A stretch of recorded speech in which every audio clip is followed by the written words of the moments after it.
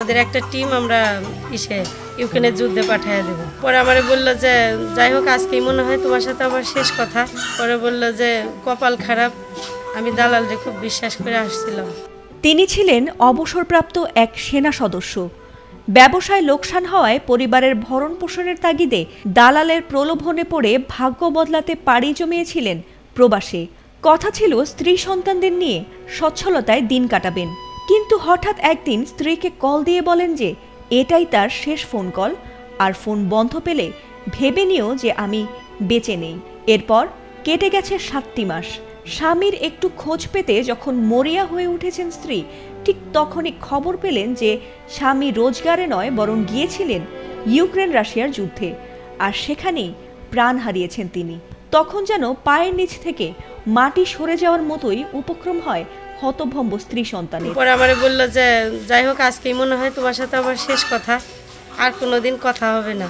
এমন হৃদয় বিতারক ঘটনাটি ঘটেছে রাজবাড়ীতে। দালালের ধোঁকায় পড়ে ইউক্রেন যুদ্ধে অংশ নিয়ে প্রাণ হারিয়েছেন বাংলাদেশি নজরুল ইসলাম। জানা গেছে নজরুল রাজবাড়ী সদর উপজেলার রামকান্তপুর চরপাড়া গ্রামের মৃত হাতেম আলী ফকিরের ছেলে। তিনি বাংলাদেশ সেনাবাহিনীতে ল্যান্স কর্পোরাল হিসেবে কর্মরত ছিলেন ও 2020 সালে অবসর নিয়েছিলেন। তার স্ত্রী আইরিন জানিয়েছেন, স্থানীয় দালাল ফকির মণ্ডল ও জসিমের মাধ্যমে রাশিয়ায় পাঠানো হয় নজরুলকে। প্রতিশ্রুতি ছিল দেশ থেকে গেলে 8 থেকে 12 লাখ টাকা হাতে পাবেন, পরে আরও টাকা পাঠানো হবে, কিন্তু সবই ছিল প্রতারণা। চলতি বছরের 28 ফেব্রুয়ারি তিনি রাশিয়ার উদ্দেশ্যে রওনা হন, কিন্তু সেখানে চাকরির বদলে তাকে বাধ্য করা হয় সামরিক প্রশিক্ষণ নিতে। এরপর ইউক্রেনের ফ্রন্টলাইনে পাঠিয়ে দেওয়া হয় বন্দুক হাতে যুদ্ধ করতে। মারি ফেলা দেওয়ার হুমকি দিয়ে ওরা ওনার এই যুদ্ধের ক্ষেত্রে নিয়ে চলে যায়।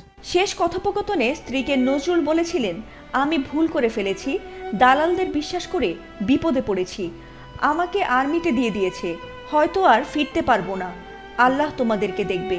এ ফোন কলের 7 মাস পর গত 8 অক্টোবর বিকেলে পররাষ্ট্র মন্ত্রণালয় থেকে ফোন আসে যে রাশিয়ায় বন্দুকযুদ্ধে নিহত হয়েছেন নজরুল ইসলাম। পররাষ্ট্র মন্ত্রণালয় থেকে আমার সেটে ফোন আসে, আমরা ওখানে আবেদন করছিলাম ওনার দেশে ফিরিয়ে আনার জন্য।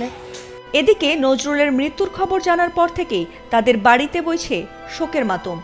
4 কন্যা আর অসহায় স্ত্রী এখন এক অন্ধকার ভবিষ্যতের মুখে। এ ঘটনায় স্বামীর মরদেহ দেশে আনা এবং দালালদের দৃষ্টান্তমূলক শাস্তির দাবি করেন স্ত্রী আইরিন আক্তার। ফাতিমা সুলতানা, এটিএন বাংলা।